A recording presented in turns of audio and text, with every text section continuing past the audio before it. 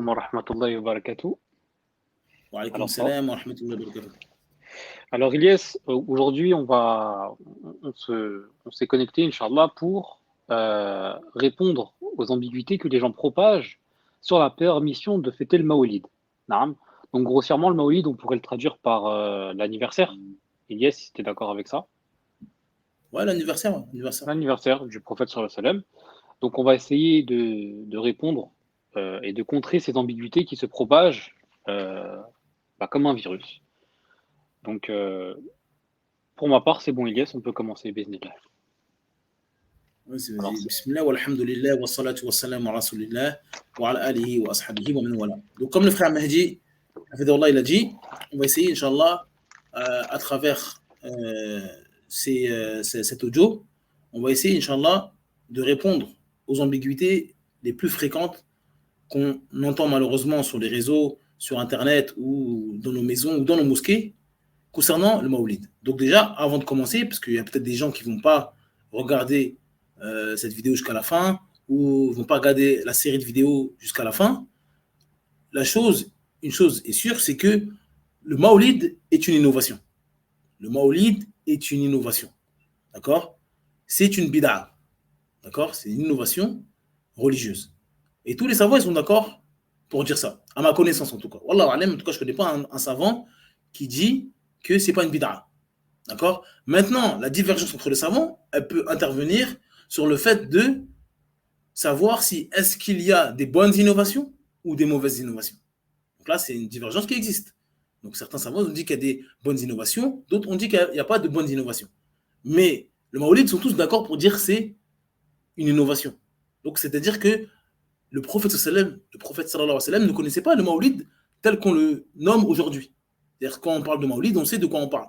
Des gens qui fêtent la naissance du prophète sallallahu alayhi wa sallam le 12 de Rabi' al-Awwal, et certains ils font du dhikr, certains ils lisent le Coran, certains ils lisent la biographie du prophète sallallahu alayhi wa sallam, certains ils dansent, certains ils chantent, en fonction de l'égarement ou non de chacun, il se passe des choses, en tout cas ce jour-là, spécifiques. Spécifiquement, ils font des choses ce jour-là pour fêter l'anniversaire du prophète sallallahu alayhi wa sallam et en prétendant bien sûr aimer le prophète sallallahu alayhi wa sallam. Donc ça, tout le monde est d'accord pour dire que c'est une bid'a. Maintenant, certains ont dit que c'est des bonnes innovations, donc il y a des bonnes innovations, et d'autres ont dit non. Comme le prophète sallam dit, comme le prophète sallam a dit, toute innovation est un égarement. Et c'est ce qui est correct. Wallahu a'lam. Donc, Inch'Allah, on va laisser le frère Mahdi poser la première question et on va essayer de répondre, Inch'Allah, ensemble. Inch'Allah, barakallahu fik. Alors, pour la première question, Ilyes, c'est doit-on considérer toute chose religieuse que le prophète sallallahu alayhi wa sallam n'a pas faite comme étant à la fois une chose interdite et une innovation religieuse?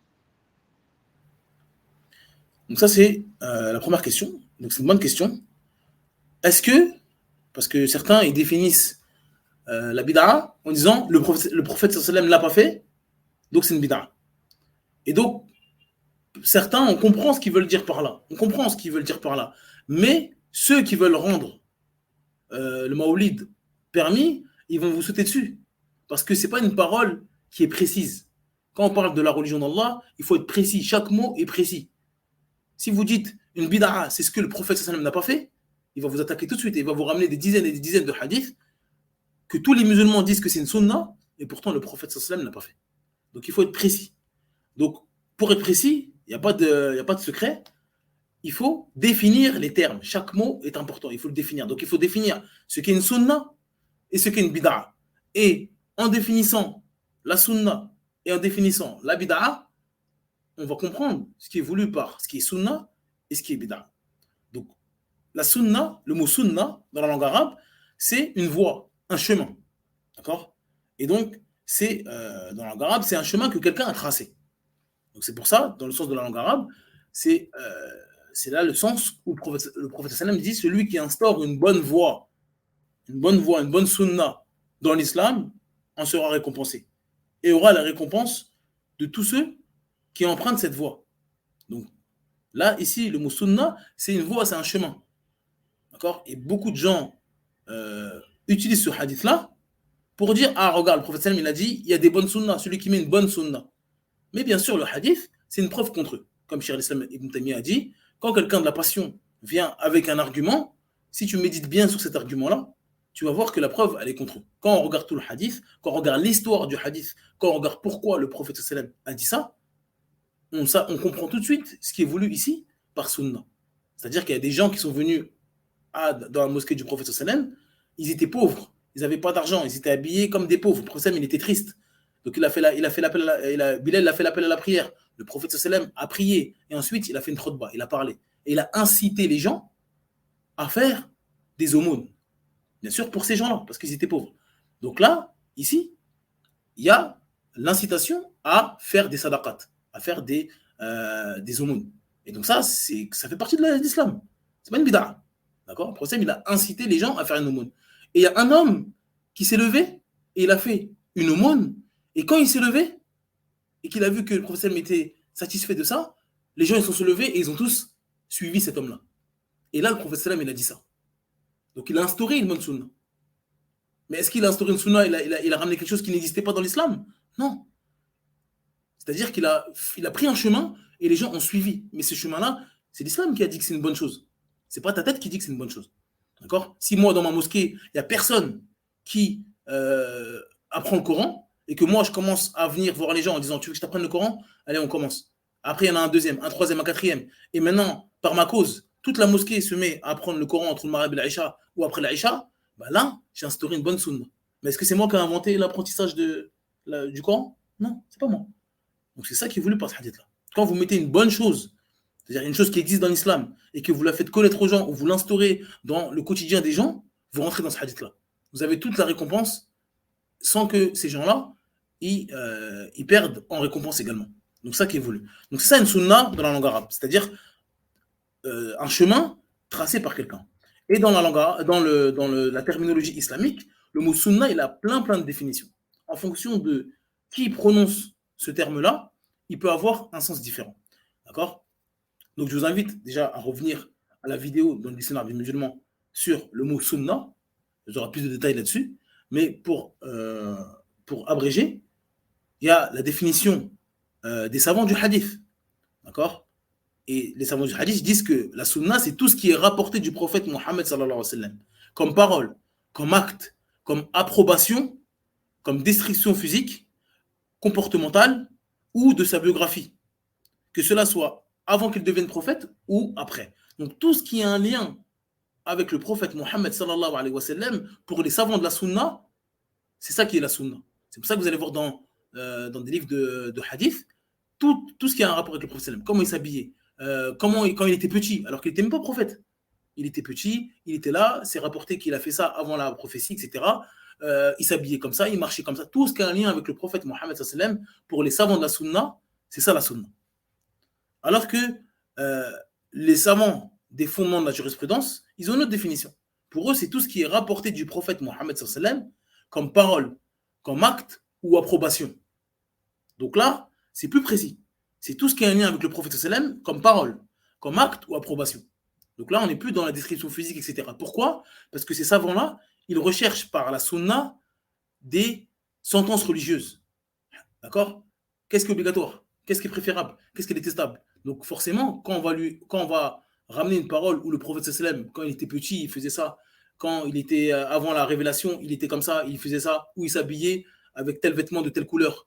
Ça n'a rien à voir avec la législation. Quand il était petit, on ne peut pas tirer quelque chose de halal, de haram. Il était petit, il n'était même pas prophète. D'accord? Donc là, eux, ça ne les intéresse pas. Donc, ce n'est pas la sunna qu'ils veulent. La sunna, ici, qu'ils veulent, c'est tout ce qui est un lien avec ses paroles. Donc, il dit, faites ça, ne faites pas ça. Ou alors ses actes, c'est-à-dire le prophète sallam a fait ça, il a prié comme ça, il a jeûné comme ça, ou ses approbations. C'est-à-dire qu'il est assis, il y a des compagnons qui font des choses, et lui, il ne dit rien. Il les laisse faire ses adorations, ou ces actes-là. Donc, ça montre quoi? Que c'est accepté par le prophète sallam. Donc, ce n'est pas haram. Parce que le prophète sallam, s'il voit un haram, s'il voit une chose pas correcte, bien sûr, il va parler. Donc le fait qu'ils disent rien, ça veut dire que c'est une approbation. Et c'est là qu'on comprend l'erreur de dire la sunna ou quelque chose qui est sunna, ou alors la bid'a même, c'est le fait de dire ce que le prophète n'a pas fait. S'il n'a pas fait, c'est une bid'a. Non, parce que parmi la sunna, il y a l'approbation. Donc le prophète n'a pas fait, il est assis, et il voit des compagnons faire une do'a. Il voit des compagnons prier d'une manière, ou dire quelque chose. Et il dit rien. Il les laisse faire. Donc s'il les laisse faire, ça veut dire que c'est permis. Et donc, ça fait partie de la sunna. Parce qu'il y a plein de hadiths où des compagnons ont dit des choses, ont fait des choses, et le prophète il les a réprimandés. Donc, ça veut dire que ce n'est pas permis de faire ça. Donc, ça, c'est la définition qu'on va retenir de la sunna. Il y a plein d'autres définitions. Certains ils vont dire que la sunna, c'est ce qui est mustahab, ce qui n'est pas obligatoire. D'accord? C'est le contraire du wajib. C'est pour ça que vous allez dire ça, de faire ça, c'est sunna. Dans le sens qui est voulu ici, ça veut dire sunna, c'est-à-dire que ce n'est pas obligatoire de le faire. Donc le mot sunna, il peut avoir plein de sens en fonction des savants qui utilisent ce mot. Certains, ils vont utiliser le mot sunna comme aqida, comme la croyance. Il y a des livres qui s'appellent as-sunna. Et dans le livre as-sunna, vous avez que de la aqida. Qu'est-ce que la croyance au destin? La croyance dans la foi. Comment croire la foi, elle augmente, elle diminue, etc. Toutes ces choses-là, c'est un rapport avec la croyance du musulman. Mais le livre s'appelle as-sunna. Parce que ici, la sunna, c'est le minhaj, c'est la aqida. C'est la croyance que le musulman doit avoir. C'est-à-dire la sunna, c'est-à-dire le contraire de la bid'a, le contraire de l'égarement, que le musulman doit avoir la sunna et doit s'éloigner de la bid'a. Donc c'est pour ça qu'ils ont appelé ces livres sunna. Donc il y a plein de sens différents au mot sunna. Mais nous, ce qui nous intéresse, pour résumer, c'est tout ce qui a été rapporté du prophète sallam comme parole, comme acte et comme approbation. De manière authentique, bien sûr. C'est ça la sunna. Là, c'est ça qui nous intéresse dans la sunna. Et la bid'a, non, il ne faut pas faire ça, c'est pas une bid'a. Donc il faut soit une approbation, soit une parole, soit un acte du prophète sallam. Donc ça, c'est le terme sunna. Et maintenant, le mot bid'a. Parce que ça nous intéresse, le mot bid'a.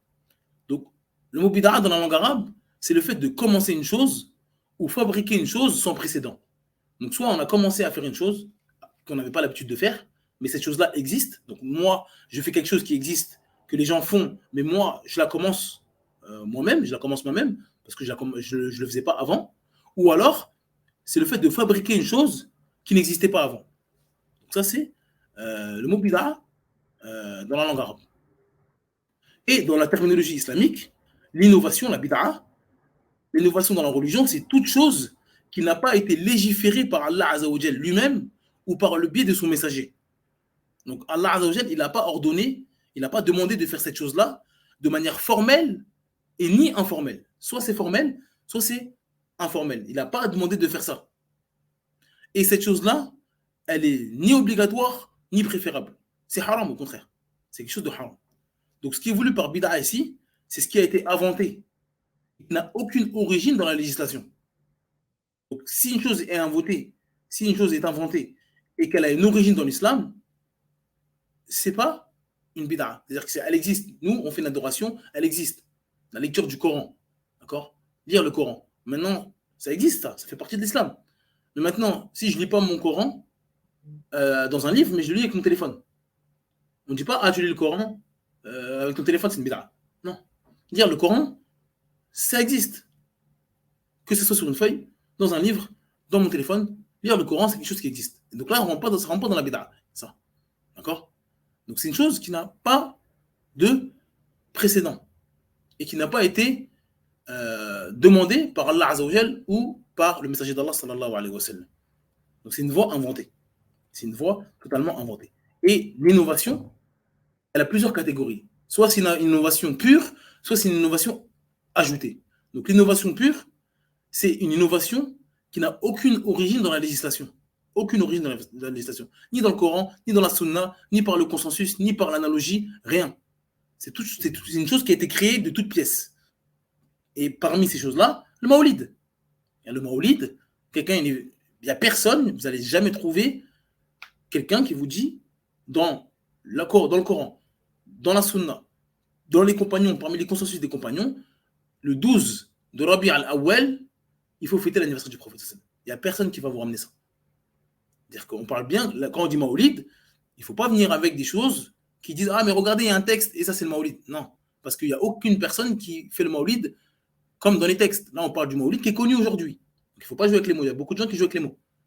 Le Maoulid, aujourd'hui, quand vous allez dans n'importe quelle application musulmane, vous tapez fête musulmane, malheureusement, ils vont vous dire Eidain, c'est-à-dire le Eid al-Adha et le Eid al-Fitr, et ils vont vous ramener l'ascension nocturne, et ils vont vous ramener le Maoulid. Et le Maoulid, ils vont mettre la date du 12 de Rabi' al-Awwal. Donc maintenant, on le met au défi, ces gens-là, de nous ramener un texte qui nous dit que le 12 de Rabi' al-Awwal, il faut faire quelque chose en islam. D'accord? On a des choses. Le ramadan, on doit faire des choses. Le jour du Aïd, on doit faire des choses. On a des textes, des dates précises. On leur demande une seule preuve du Coran, de la Sunna, du consensus parmi les compagnons du prophète sallam qui nous dit que le 12 de Rabi al-Awwal, on doit faire des choses. Il n'y a personne. D'accord? Donc ça, c'est purement inventé. Ça, c'est la première catégorie. Et il y a l'innovation ajoutée. L'innovation ajoutée, c'est une innovation qui est basée sur une chose de la législation. Mais son application, c'est-à-dire comment la personne fait ça, elle est innovée. D'accord? Donc là, qu'il a une base dans la religion. Ça existe. Mais il y a une caractéristique qui est innovée. Par exemple, le temps. Donc si l'islam a déterminé un temps pour une adoration, ce n'est pas permis de sortir de ce temps, sans preuve. Comme la prière. L'islam nous a mis des prières à des temps déterminés. D'accord? Et donc, il y a l'Aïcha, il y a le début du Aïcha, la fin du Aïcha, le début du Dhuhr, la fin du Dhuhr, etc. Donc, ce n'est pas permis pour un musulman de dire je vais faire le Fajr à 18h du soir ou à 19h. Et quand il va faire le Fajr, il dit je fais le Fajr et il fait le Fajr à 18h sans raison, il n'a pas oublié, il n'y a pas ça. Vraiment, il a envie de le faire à 18h. On lui dit mais pourquoi tu fais ça? Il dit je fais la prière. Vous n'allez pas m'interdire de prier, Allah il m'a demandé de prier. Non, là tu fais une bid'a, tu fais une innovation parce que tu fais une adoration certes qui existe en islam, mais dans un temps qui n'est pas légiféré. L'islam ne t'a pas demandé de faire cette adoration-là dans ce temps-là. Donc ça, c'est une innovation. Comme le hajj. Le hajj a des moments précis. D'accord? À des mois précis. Alors, je nous dis, le hajj, il a des mois précis, des jours précis. C'est connu. C'est ma'loum. D'accord? Et donc, moi, je ne vais pas venir au milieu du ramadan en disant, bon, alhamdoulilah, il n'y a pas beaucoup de monde à Mecca. Je vais aller à Arafat. Je vais aller à Muzdalifa pendant le ramadan. Parce que pendant le hajj, il y a trop de monde. Et je vais comme ça. On dit non. Ça, c'est une bid'a. Parce que le temps, là, on ne t'a pas demandé de faire cette adoration dans ce temps-là. L'islam a restreint un temps et toi, tu n'as pas le droit d'aller dans un autre temps. Donc ça, c'est le temps. Ensuite, il y a l'endroit. L'islam a spécifié l'endroit d'une chose, d'une adoration. Parfois, l'islam spécifie des endroits. Et ce n'est pas permis de faire cette adoration dans un autre endroit, sans preuve. Quand l'islam spécifie une chose, ce n'est pas permis pour nous de l'élargir en disant « Ah oui, mais on peut faire ça là-bas ». Non, si l'islam spécifie, je dois rester dans le cadre de l'islam, ce que l'islam me dit. Si l'islam élargit, donc dit « Vous pouvez faire ça où vous voulez », je n'ai pas le droit de spécifier sans preuve. Donc là, si l'islam spécifie un endroit, je ne dois pas élargir cet endroit-là sans preuve. L'islam a spécifié le tawaf autour de la Kaaba. D'accord? On tourne autour de la Kaaba. Je n'ai pas le droit d'aller à la Défense et de tourner autour de la Défense, ou autour de la Tour Eiffel, ou autour de je ne sais pas quoi.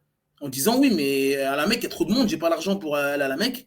Donc moi, j'ai envie de faire aussi une adoration qui est tournée autour de quelque chose et je vais à la Défense ou je vais aux Champs-Élysées. Non. Non. Parce que l'islam a spécifié cet endroit-là, qui est la Kaaba. Je n'ai pas le droit d'élargir ça aux Champs-Élysées, à la Tour Eiffel ou je ne sais quoi. Donc ça, c'est une bid'a. Celui qui va faire ça, qui va faire le tawaf autour d'une tombe, autour de je ne sais quoi, sans preuve, il a fait une bid'a. Pareil pour la quantité. Si l'islam met une quantité dans une chose, ce n'est pas permis pour nous d'ajouter, de rajouter ou d'augmenter. Ou diminuer. Si l'islam dit tu fais 33 fois ça, tu ne dis pas je vais faire 5 fois. Ou s'il dit 33 fois, l'islam, tu ne dis pas je vais faire 200 fois. Non. Si l'islam dit un chiffre précis, tu respectes ce chiffre précis. Et si l'islam ne donne pas de chiffre précis, dit fais-le comme tu veux, tu n'as pas le droit de spécifier un chiffre. Dans les deux cas, tu rentres dans l'innovation. Donc celui qui veut faire la prière du Fajr, on lui a dit c'est 2 unités de prière. Lui il dit oui, mais moi je suis motivé aujourd'hui. J'ai fait trop de péchés aujourd'hui, je vais faire le Fajr 4. 4 rak'a, c'est mieux, comme ça, Allah il va me pardonner encore plus. Je vais faire plus de Fatiha, je vais faire plus de dhikr, je vais faire du sujoud. C'est mieux de faire 4 le Fajr. Et ben on lui dit non, c'est une bid'a. Pourquoi? Parce que l'islam t'a donné un chiffre précis de nombre de rak'a, c'est 2 pour le Fajr, et toi tu viens avec 3 ou avec 4 ou avec 6. On dit c'est rejeté et c'est une bid'a. D'accord? Donc ça c'est la quantité. Ensuite, il y a la manière. Donc si l'islam détermine une manière de faire une adoration, c'est pas permis de le faire d'une autre manière. Et si l'islam n'a pas déterminé de manière de faire, c'est-à-dire tu fais ça comme tu veux, c'est pas à nous et c'est pas permis de le faire d'une manière précise et on dit faut faire comme ça. Non. Si l'islam a dit faites ça comme vous voulez, on fait ça comme on veut. Si l'islam a dit faites-le comme ça, on le fait comme ça. Donc si l'islam restreint, on respecte la restriction. Si l'islam élargit, on respecte l'élargissement. Et on ne fait pas l'inverse. Sans preuve, bien sûr. S'il y a une preuve, khalas. S'il n'y a pas de preuve, là, c'est la bid'a. S'il n'y a pas de preuve, c'est la bid'a. Donc, celui qui évoque Allah Azzawajal, qui fait du dhikr, bah, il le fait comme Allah Azzawajal et son messager nous ont ordonné de faire.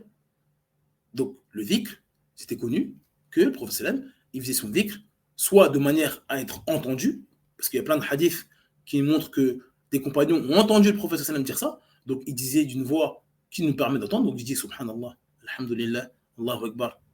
Voilà. Mais c'est pas connu que les compagnons étaient tous à la mosquée et commençaient à chanter, à crier, à dire Allah, Allah, Allah. Non. Et ils étaient tous en rond, ils commençaient à danser, ils bougeaient la tête, comme on voit certains soufis. Et ils disent oui, mais on évoque Allah, pourquoi vous nous interdisez d'évoquer Allah? Oui, mais comment tu évoques Allah? Est-ce que Abu Bakr, est-ce que Omar, est-ce que Othman, ils ont évoqué Allah Azzawajal comme ça? Non. Et donc, il faut faire des adorations de la manière que l'islam nous a montré de faire. Donc, on ne doit pas spécifier une adoration sans preuve. D'accord? On fait du dhikr, comme le prophète sallam, on a vu dans les textes comment il faisait du dhikr. S'il dit Alhamdulillah, Subhanallah, Allah Akbar, etc., on l'a fait de cette manière-là, sans rajouter, sans chanter, sans faire du tambourin, sans faire des choses comme ça.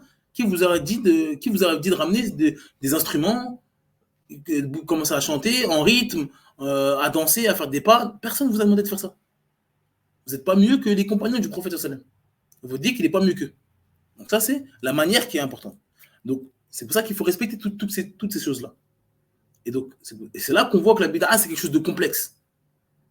Et que malheureusement, certains, ils jouent avec cette complexité pour mettre dans la tête des musulmans des choses qui ne sont pas correctes. Inch'Allah, on va essayer d'y répondre au fur et à mesure des ambiguïtés qu'on va lire ensemble, Inch'Allah.